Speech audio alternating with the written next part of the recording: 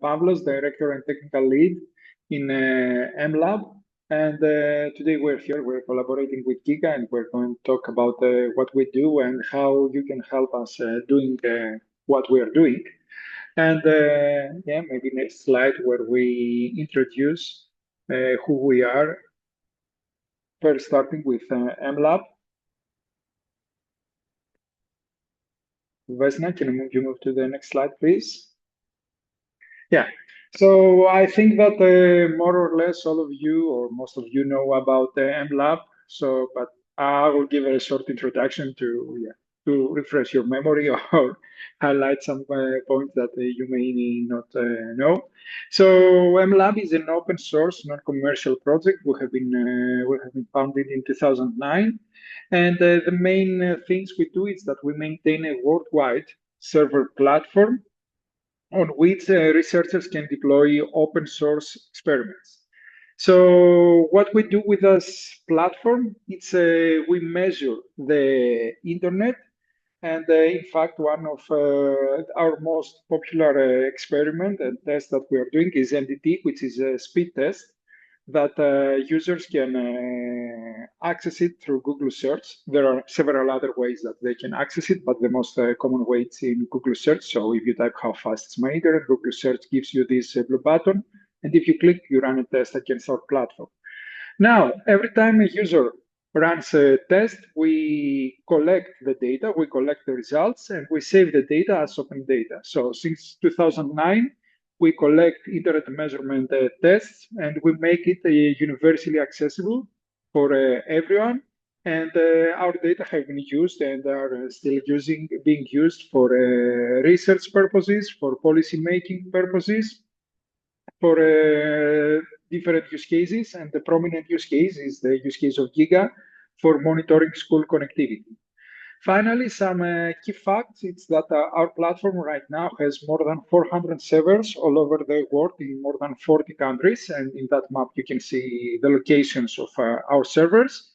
And in terms of data, we collect more than 4 million tests per day, and in total, we have more than 6 billion test results, which makes us the largest open source dataset for internet measurements.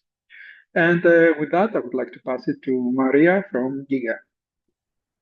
Fantastic. Hi, everybody, and thank you so much for taking the time to join the launch today. My name is Maria Antonia, and I'm part of the technology team with UNICEF. I work on the Giga project, and the Giga project is one of the projects that the team at the Digital Inclusion Division at UNICEF handles. It's a big mouthful. But really, what is it that we're trying to do? Giga was created 5 years ago as a partnership between the ITU and UNICEF, really focusing on advancing school connectivity worldwide.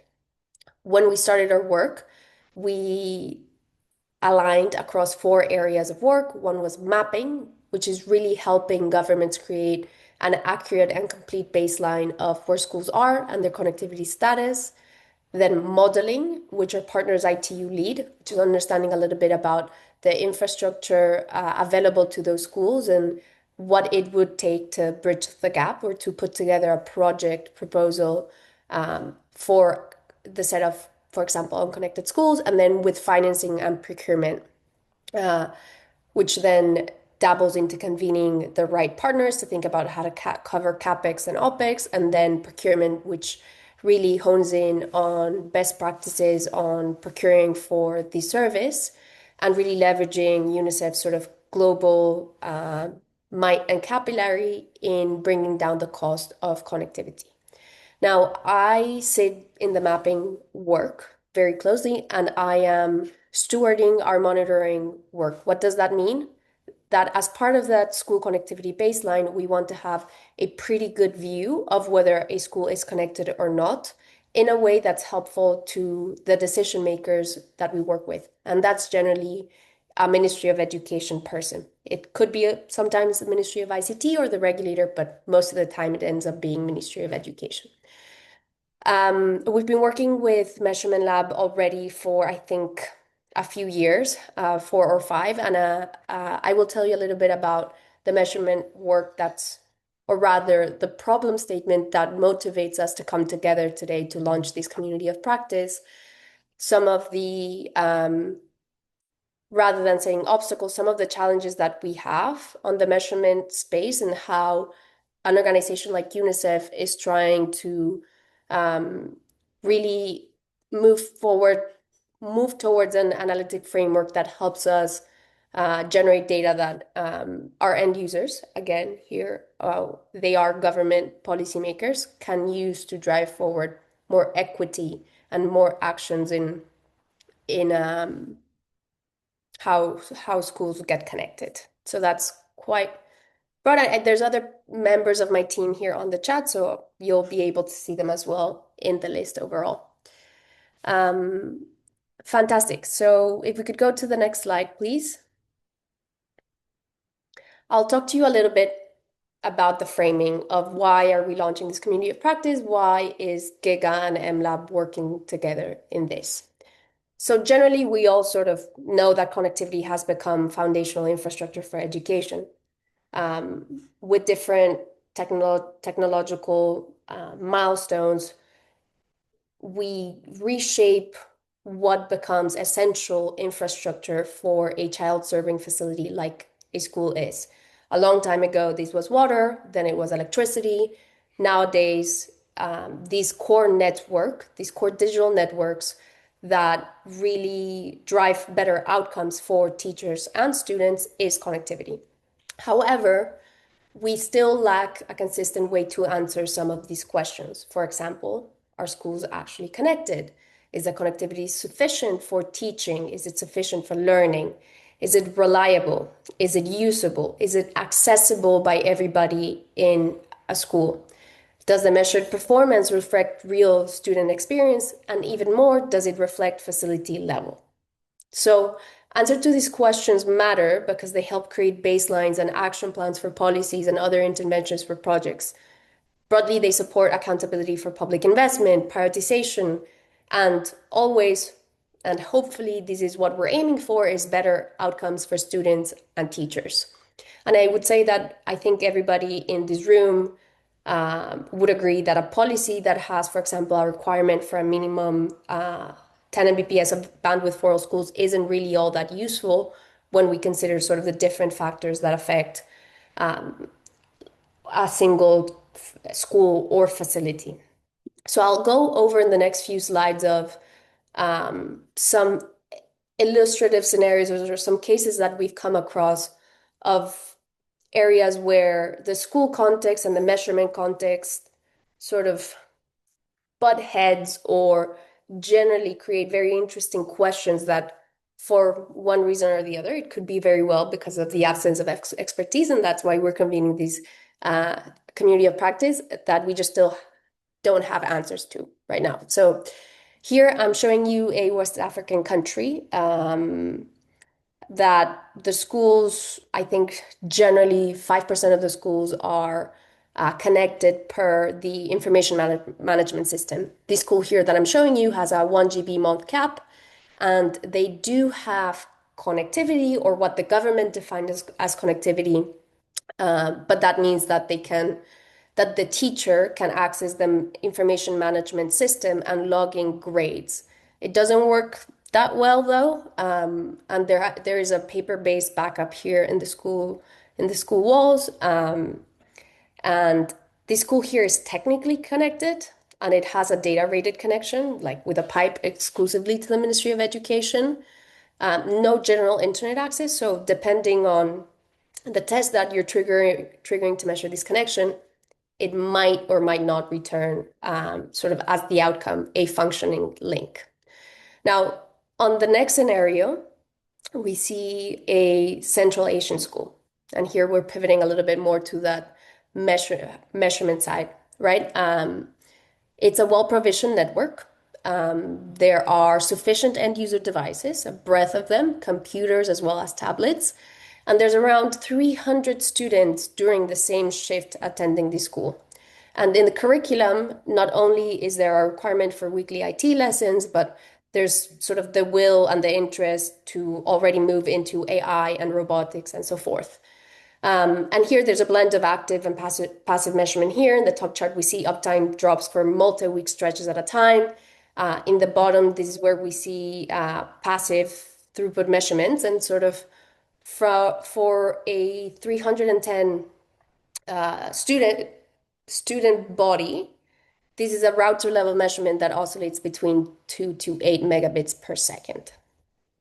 Now, the next scenario, taking back to Southern Africa, this is a school that has a visa connection where the administrator is running active end user measurements like NDT7 from MLab, but the client is the school, the server is a location 1,200 kilometers away, and that measurement crosses over two countries. So here, sort of the other scenario is like, what does a measurement from the school actually tells us about its connection? And then I think the last motivating example that I wanted to share a bit is the case of Sri Lanka, where the government didn't, or I guess as of last year, the government didn't really know which schools were connected. Maybe they do have a connectivity definition that they codify, but they don't have a measurement tool for it. Many times this is the school census. In other countries, there's different sort of ways to gather these static or baseline information, the yes versus the no.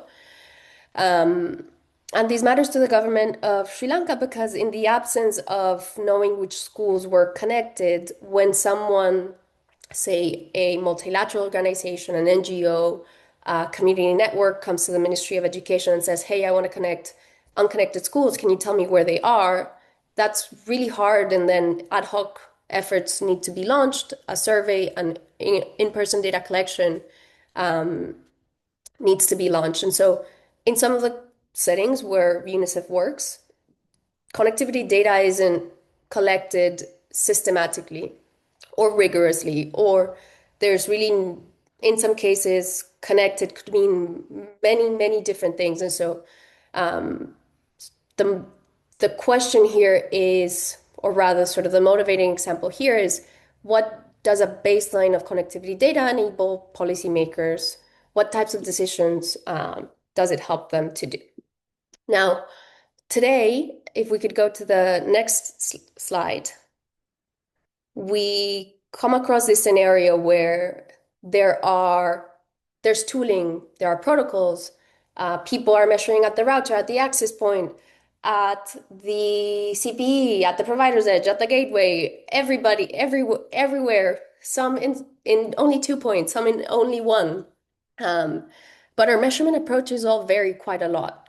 And not to say that there needs to be a single one, but ideally, what I think we want to position as part of this community of practice is, wouldn't it be great to have something that is comparable across countries and setups where, regardless of what the tooling, protocol, vantage point, or frequency looks like, we could be talking about green apple and red apple, not apples and oranges. Now, today as well, we have governments that still rely on static and self-reported data. And this is both in Europe, as in Latin America, as in Southern Africa, where the ISP might send a PDF of this is what you consumed. And that is what the extent of the information that a government has to make a decision.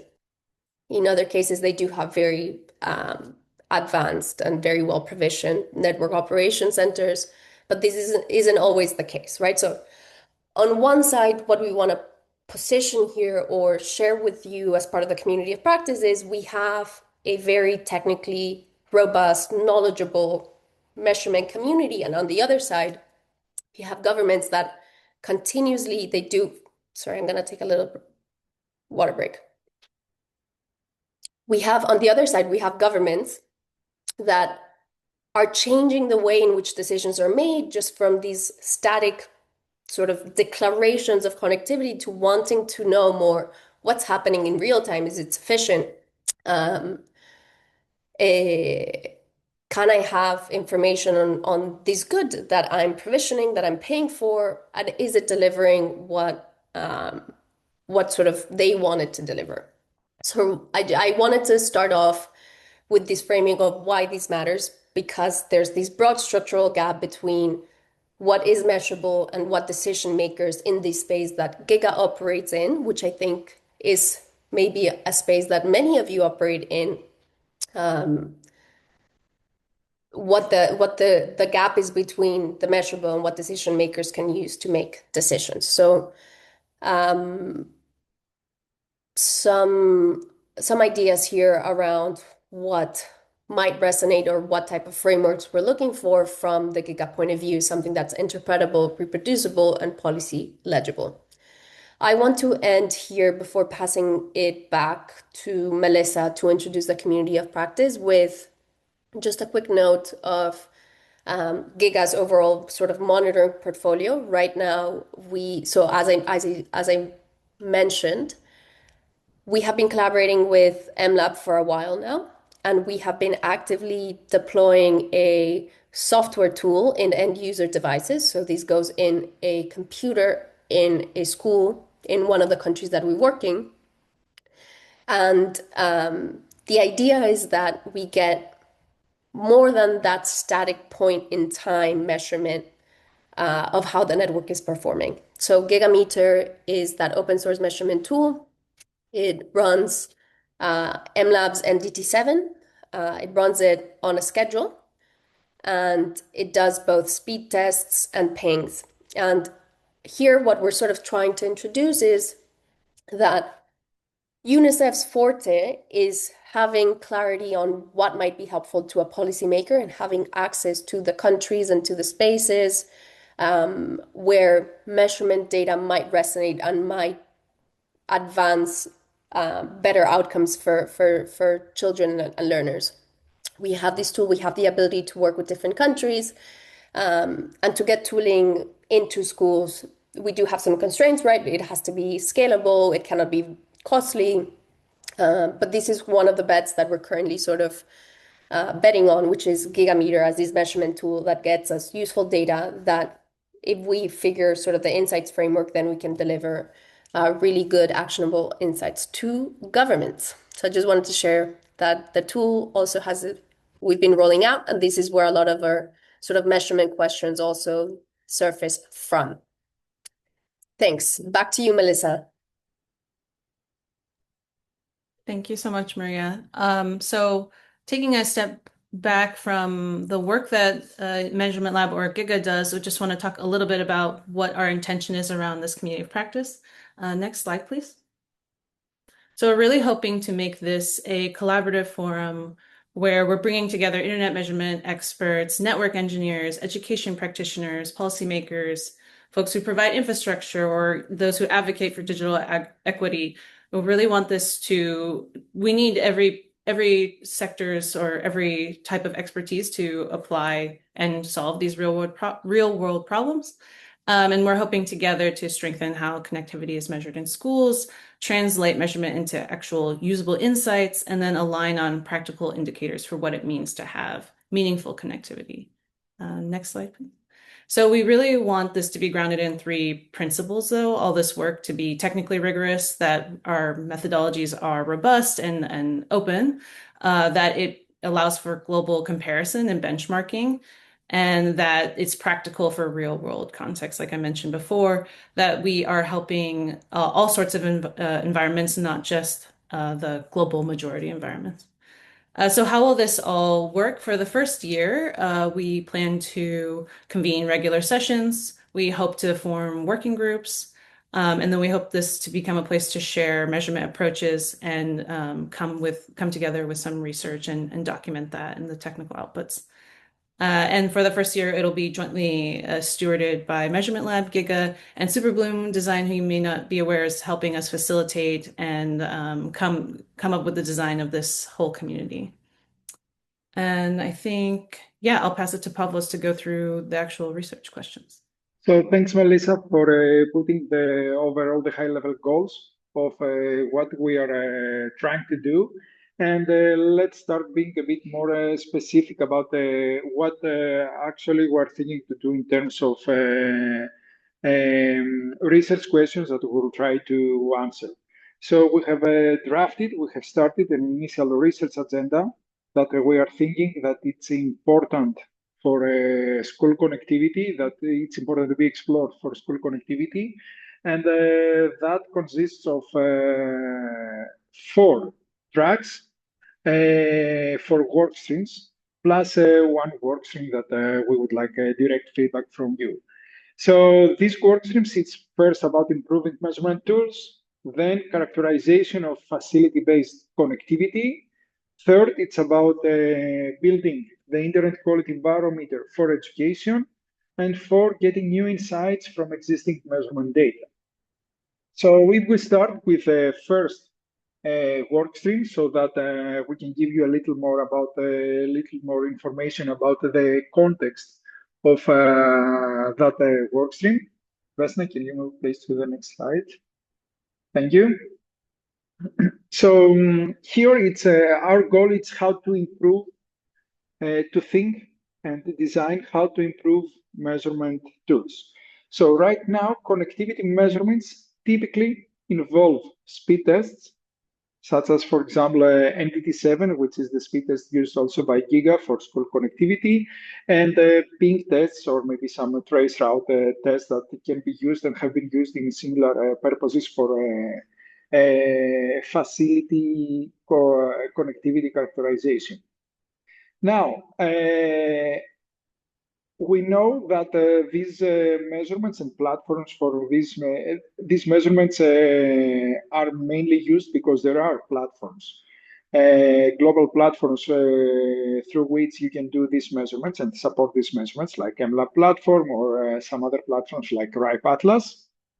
However, they do not capture all the network stacks and all things that can be considered important about connectivity. So the main research question here is what other measurements we could consider for characterizing school connectivity, and how would we incorporate them in our efforts, in our tools. So in fact, how to improve our actual measurement tools. And some initial directions for this, it's first, it's application layer measurements, and checking applications that are important for schools, like video streaming or web browsing or something else. We know that there are different experimental prototypes out there used by research groups or maybe some companies, and that's a design choice, how to think which of them we could use. So for example, an idea is to select like a set of domains with education related content and trying to check access and connection quality to these domains. Another idea is about video streaming, because video streaming is more and more used in schools. And the MLab has some tests that MLab platforms already has some tests that can support that. It's the NeoBot test, which is checks the DAS protocol performance. And also DNS, some DNS measurements, because that's also important about latency, about the delay of having a connection. And I know that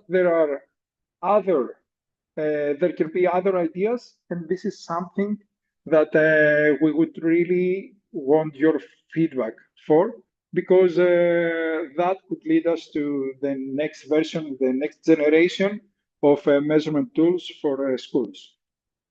Now, if we move to the second work stream, this is the characterization of facility-based connectivity.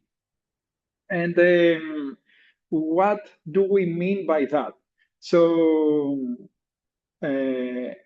school connection, first, it's characterized by its performance, a performance that can be to some servers, some MLab servers, or some other servers by other platforms like RIPE Atlas.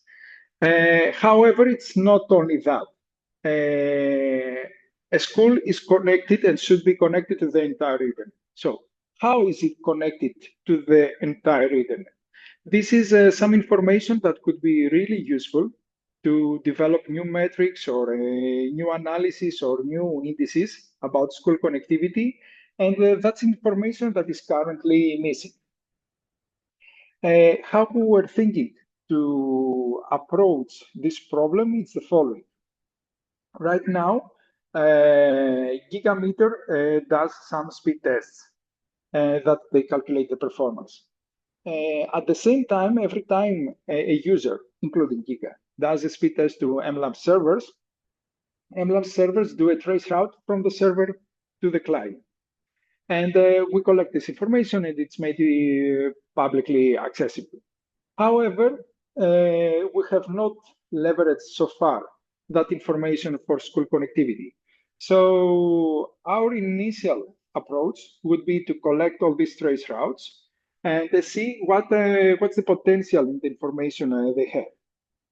And the initial ideas where we were thinking to start from, it's to first, to use these trace routes to filter data in calculation of statistics for the performance. So in fact, to improve data quality, for example, measurements that go through routes, through bottlenecks or very far routes, like in the example that Maria mentioned before about the server that it's 1,200 kilometers far. These measurements could be avoided when to calculate statistics or performance. So this is the first idea we were thinking of. Second idea, it's to use traceroute information to map school connectivity ecosystem. So what is around its school and how its school is connected to the outside world. For example, what's the distance to main ISPs or main CDNs that have most of the information that our school are interested into, or how many providers, one hop and hop, two hop and hop providers they have, what's their connectivity to IXPs, where we know that the important content is served through IXP connections, or what's the reliability and diversity of paths that each school sees. And we know that these are two initial ideas for exploring this issue, but we also know that we have many experts here in traceroute analysis, so we would really like some more ideas or to refine these initial ideas we have. Now on the third work stream, this is about building internet quality barometer for education.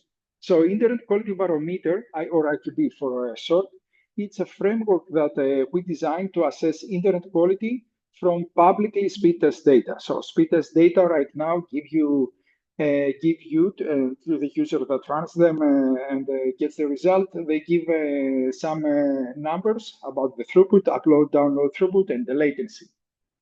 However, to interpret these numbers, you have to have some basic understanding and knowledge of networking and what that means. But even if you have some basic knowledge and more or less you understand if your connection is good or not, you still need to connect it to actual use cases that you care about. So what does a throughput of 50 megabps means for my web browsing? Can I do web browsing? Can I do video streaming? Can I do audio streaming or send large files with good quality? And that's exactly what IQB as a framework was designed to do. So we have designed IQB, the framework is out there. You can find it in material that we can share with you. And we also have built some initial prototypes. However, this work for IQB was meant to be for individual users. So to characterize performance or internet quality for an average internet user. Now, what we care for in this work, it's not individual users, but it's facilities. So facilities, it means, for example, in a school, you don't have only one user. You have one measurement from the school, but not only one user. A school should serve like several students. For example, 310 students in the example before by Maria. So the parameters of the framework we initially designed, of the IQB framework, need to be adapted to the school's use case. So we need to redefine what good quality, internet quality means for a facility that serves several users and has specific use cases that relate to education. So here the steps we are taking for that. It's first to design the adaptation of the IQB framework, which is the IQB for education framework, to move it from user to facility level. And we start with a use case of Moldova. We have selected that country and we are starting and exploring their data and see how we can do that.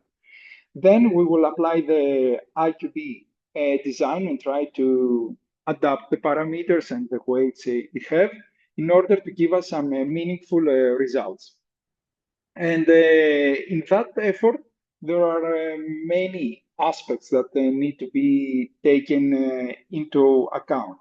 And for that aspect, we need feedback both from educators, like a government or admin people in offices, or IT experts from schools, or even teachers themselves. But also we need input from researchers, from network measurement experts, because there has been a lot of work out there about measuring connectivity of public facilities like libraries. There are some projects measuring libraries, or even some projects measuring schools. So we need input on our initial design and the next iterations of the design, as well as some extra ideas about what other type of measurements we could do. For example, measurements of services that are relevant to school activities. And that relates also to the first work stream, which is about improving our measurement tools. So improving our measurement tools, we have improved data that they can be fed into the IQB for education framework, so we can have a better assessment of internet quality at schools.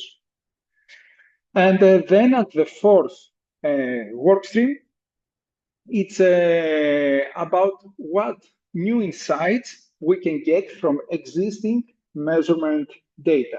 So because we know that we collect a lot of data, and this data contain a lot of information, and parts of this information it's still not analyzed in depth. So we are pretty confident that there is a lot of insights that we can get from this data. So right now, for example, Gigameter and Gigamaps focuses on mean throughput or latency, because these are the directly accessible results in NDT, in speed tests. However, there are other metrics that can be interesting for school connectivity. So what should be that metrics? Based on your experience and based on your knowledge and maybe research you have done.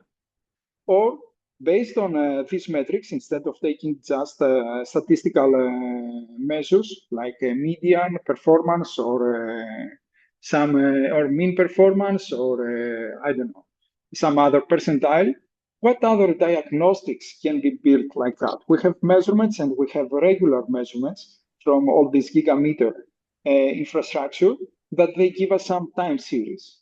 What analysis can we do on this time series? What insights can we get? Or can we get some anomaly detection methodology that will tell us that if a school has lost connectivity in an automated way, so that we can feed it into monitoring systems or alerting systems for governments, policymakers, or the schools themselves. And in general, that's pretty much an open question. What else do measurements can tell us about school connection quality and performance? And that open question can become more generic if we go to the fifth work stream, which is, in fact, it's we are happy to hear all your ideas. So in work stream number 5, we have not we have allocated some time that we will work on the research agenda. And Vesna, can you move to the next slide, please? And we would like to ask you to bring your own ideas. It can be any ideas aligned with the research directions I mentioned before, or maybe something totally new that you, totally different that you think it's important for that. And yeah, that's the work streams.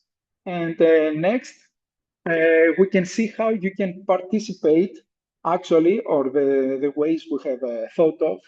You can help us into and help the community into making into proceeding with this research. So we are going to host some community sessions discussing about some of our approaches or some of our methodologies we are crafting, we are designing, or some early results. We will have some working groups working on specific areas, and we're going to share some measurement results or some case studies.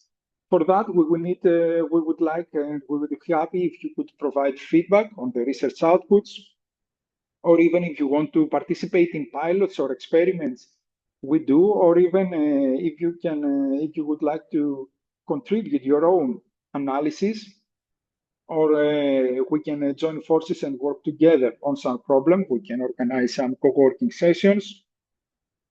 And because we know that all of us have different activities and different tasks in our jobs, participation is open and flexible, and we are asking to put as much time and effort you can, and depending on your availability and how well aligned this is with your other activities. We have more information on a governance document that I'm not the best person to describe it. So, Vesna or Melissa, do you want us to say more things about that now or not? I think we could pause and go back to your research agenda, right? And have people, if people have thoughts, reactions, and governance stuff, we are planning to flesh out more after this initial launch. So we can come back to it. Okay. So, in fact, getting back to that and summarizing the research agenda and how we were thinking that this community of practice could work, what we were hoping from this community and what we want to learn from you, it's it's summarized in this bullet. So, what measurement challenges are you facing? Is it lack of data, lack of deployments of platforms, tools? Is it data quality or reliability? And what indicators matter most for schools? What are the network measurements or the use cases that we should focus on? And are there specific aspects that current tools fall short? Or what would you like to see as outputs? Reports, visualizations, some dashboards, some code or software that we can reuse? And what should be the first topics that we will focus on and try to attack and solve? And also practical aspects about how we work together. So we hope that with your input, we can shape a nice, efficient, and innovative agenda for this community of practice for the first year. And with that, I think I stop. We talk about our presentation, and now we get your feedback.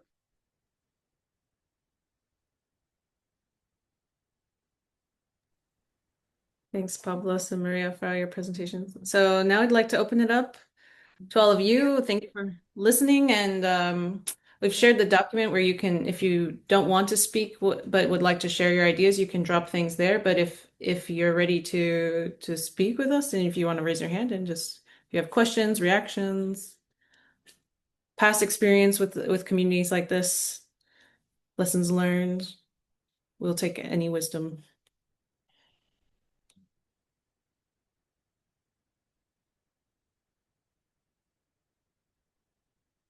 I might have to pick on someone I know. So I see some names I know. So if no one's going to talk, I might call on you.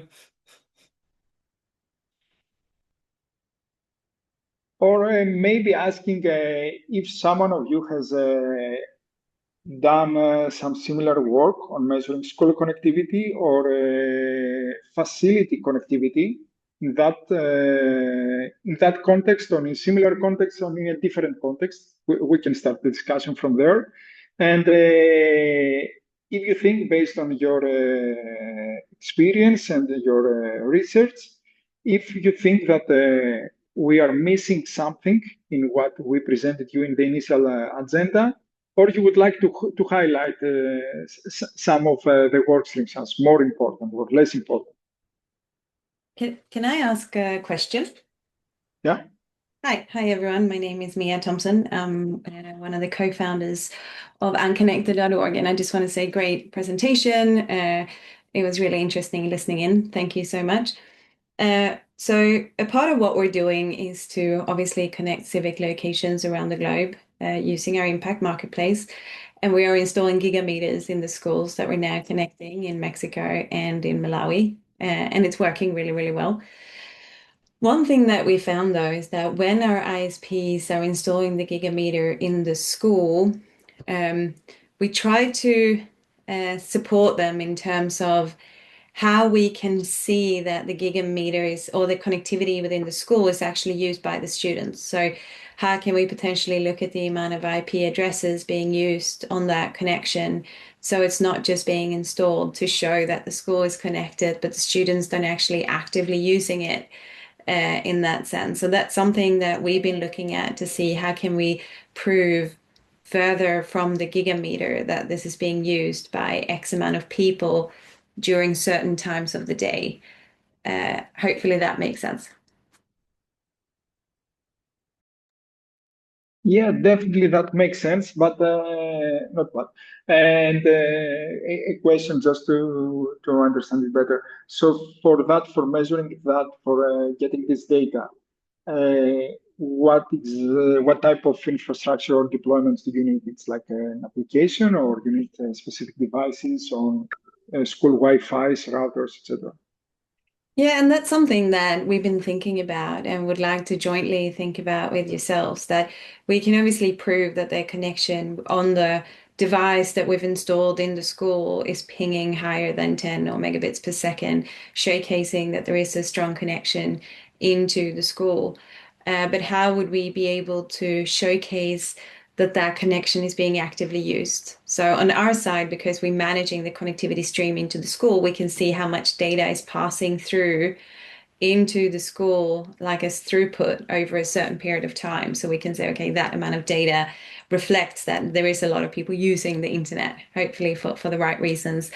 But is there any way in your thinking that you will be able to implement such a setup, so we will be able to see the amount of IP addresses which is using the connectivity within the school, for example, the amount of sessions, something to showcase how often the connectivity is being used and not just that it's there. Thanks, Mia. I think from that I capture sort of the requirement or the ask of, is there a way for us to sort of measure usage in a lean way? And then sort of that's the first question. The second question is, could a tool like Gigameter integrate it? So noted on both fronts. Is there anyone that's doing usage sort of measurement quite cleverly, interestingly, privacy conscientiously? Or any other questions as well? And perhaps I can come in here. It's Anthony. I'm from UNICEF. We're actually working with health facilities rather than schools, but we're actually running a research project at the moment in Zambia, where we are trying to understand availability, quality, and usage of connectivity from the facilities. We're doing it a little bit differently in the sense that we're picking it up from the router. So we have a kind of what you might call a smart router, which is kind of the gateway, if you like, to connectivity in the facility. And from that router, we're able to pull a huge amount of metrics, including like IPs, DNSs, throughputs, and there's all kinds of meterage on that. So yeah, we are doing that. And we, as I said, the research is starting now. We hope to have like sort of comprehensive results in about 6 months or so. But it does also question, if we're able to use other devices that might be able to poll, things like SNMP or whatever from the routers, would be another option that we could look at where we have access to routers as gateways. Thanks.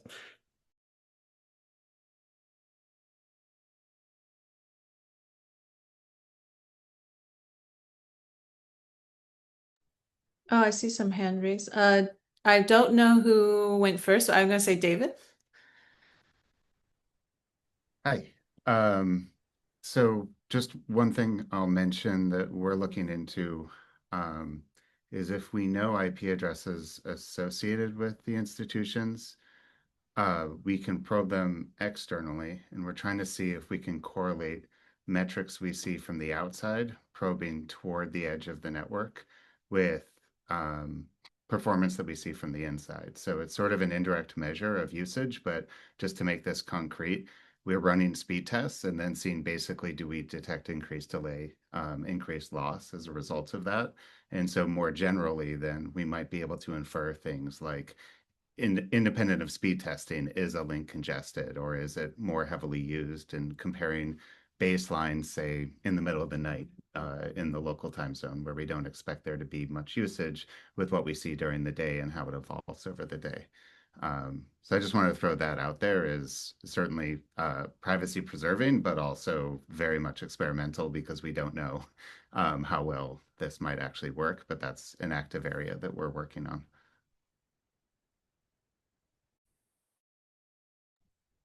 Great, thank you. Eduardo? Hi, everyone. Thank you so much for this space and really congratulate for this initiative. I'm a PhD student focusing on network measurement and human rights. And I was thinking, since I am understanding that we are adopting maybe like a broad definition of different things that we can measure, looking at the work stream one, what other measurements we could consider, and just thinking on the first one about like, measuring, for example, a set of domains with education related content. I was wondering like, what are the parameters or the assumptions that we're going to adopt when understanding what is educational related content? Because of course, different schools are in different jurisdictions and different type of places that approach what access is in a different way. And, some people could argue that some of those definitions could fall under the internet censorship type of initiative, let's say, or regulatory intervention, so to speak. So I was thinking if there is room for those type of discussions as well that could potentially measure those type of situations as well.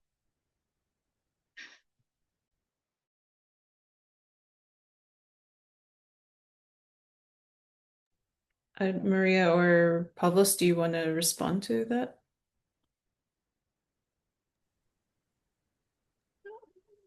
The way in which we're not, I don't think we're going to dabble into being prescriptive on tooling front, like edtech tools, edtech platforms, edtech resources. We're approaching it from, I guess, to your point, what are the use cases? What are the educational use cases? Sort of asynchronous video, like in curriculum, in sort of how do we translate what our curriculum sets out to what the requirements on a network would be? And the middle way there is that use case. So, for example, there's a requirement for asynchronous teaching. COVID exposed that, like asynchronous teaching, and it's in quite rooted in a curriculum or in a point of view. So I think we'd really want to anchor ourselves into use cases that aren't specifically about content or a platform, but rather sort of the ability to access a platform which might host X or Y.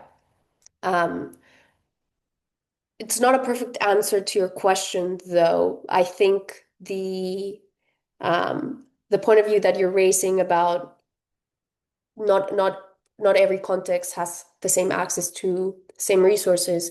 There are some policies by government that actually limit the content that students can access, both from a safety perspective, but also could be from um, another perspective of just limiting that right to information there. So not a perfect answer. Sorry, I don't know, Pavlos, if you have a. Yeah, maybe if I can add some ideas into that. Indeed, what we're doing now, it's on the more high level, as Maria said, that we're trying to capture groups of applications and use cases for schools. However, getting into more detail, like checking a few domains or some content that it's important for a school or for schools of a country, that could be like that could lead to another indicator, another metric capturing school connectivity, and that could be complementary, and we can probably learn a lot of new lessons about how it relates to our current measurements. And yeah, for example, for IQB for education, as I said, it's more or less what Maria described. So it's like some groups of use cases. But the IQB framework is quite generic, so you can plug in different types of data sets. This could be one type of data set, and we can experiment on that more. And we can then think of how to make it more generic. So, for example, different set of content servers per country or school or whatever. Just some ideas. Thank you. I'm conscious of time. We have three hands raised. So maybe you each three could say your questions really quick. And then this is just the beginning, so we will have more discussions. But yeah, I think Shadra, apologies if I mispronounced. Yeah. So my name is Shadrach Ankra, and I'm from Ghana, and I based in Ghana. So yeah. So from the earlier presentation, I saw you know a use case from West Africa. I don't know which particular country, but I wanted to know the country, and then if it's Ghana, I wanted to know which level of education school was it used, like, in Ghana, the primary schools below, to preschools don't normally have, any means of connectivity. They don't even have computers to even, connect to the internet. So maybe if it's Ghana, then probably was it senior high schools that, this case was in. Yeah. So basically that's the question I would like to know. Thank you. Thank you, Shadrach. It wasn't Ghana. I was very intentional in picking region versus country because, yeah, I want to keep the country anonymous for the conversation. But thanks for joining, and we'd love to have your perspective in the community practice overall. So it wasn't Ghana. Bayer? Hello everybody. My name is Bayer. I'm from Mongolia and I work for APNIC, Asia Pacific Network Information Center. So today I represent the community project with my co-worker who is working in Mongolia, Dashka. So we have just initiated the community project they called meter.mn, meter.mn. So it's quite interesting because the objectives match with that what we are talking here right now. Because Mongolian government in December they've just ordered to move all the school classes online because of the high rise of the flu season. Even though the people live in regional cities, they don't have any flus compared to like big cities. They don't care about this, and then they just ordered, hey, everybody start learning online. But that was the idea when we started, hey, we need to measure the internet before, and then maybe from next year the governments will see the internet connectivity is that much, then we can't move it to online, something like that. So we started this project and started measuring. So what will benefit is we can get the data and do the analysis like region by regional cities, and then compare it with some different seasons like school start year and the middle of the school class, and then we compare the speed or quality of internet, and then the data reporting will give us the real benefits. I think, yeah, from time to time we need to see the actual data. So that'll be the big benefit of measurement, right? Yeah, that's my idea, and that's it. Thank you so much for sharing. And Maria has dropped something related for you in the chat. And then Amrish will be our last one, and then we are over time, but yeah, Amrish, you want to close us out? Yeah, I'll try to close out. Hi, everyone. Nice presentation. Also, great initiative in which ISOC, so I work for ISOC and would like to participate, obviously. So my comment would be that actually there is a question from Grant, which is exactly what I wanted to talk about, is the connectivity of schools to content delivery networks and other ISPs within the ecosystem. And not only we need to measure the quality of experience people are getting, but also how close they are to content or to some caches. For example, if everyone is going on YouTube, but if the YouTube cache is not in country, it means that they will still have a lot of lag. And so these are the things that need to be taken into account. And also perhaps try to look for innovative solutions. Remember, again, during the COVID time, people, instead of using Zoom or Microsoft Teams, they decided for a local community to install a Jitsi local server, so that the traffic stays local for the video streaming. So these are things that can be looked at eventually. So yeah, my 2 cents. Thank you. Okay, thank you. And yeah, we really welcome Internet Society to be involved. Hope you will keep coming to meetings. Okay, so we are over time. So what we'll do after this is we'll have this recording, we'll have a transcript. We are starting a GitHub, and we are going to start reaching out to folks to have working groups and pursue the different lines of work streams. We have this document. If you have more thoughts or ideas, reactions, keep inputting. It's supposed to be a living thing. And if you say in the document like what you're interested in, we can follow up with you. Pavlos, you want to come in with something? I just wanted to highlight what Maria Antonia already wrote in the chat, that if you have any links and pointers to related literature, projects, websites, your work or others' work, please put them in the document so we can start reviewing it and grouping our work and organizing our work, as Melissa said. Maria, anything you want to add? Thank you very much. I'm just very grateful for you wanting to be part of these community with us. And yeah, I look forward to meeting everybody again. This is just the beginning, so be on the Yeah. lookout. Okay. Thanks, everyone. Thanks for staying with us a few minutes late. Bye. Thank you.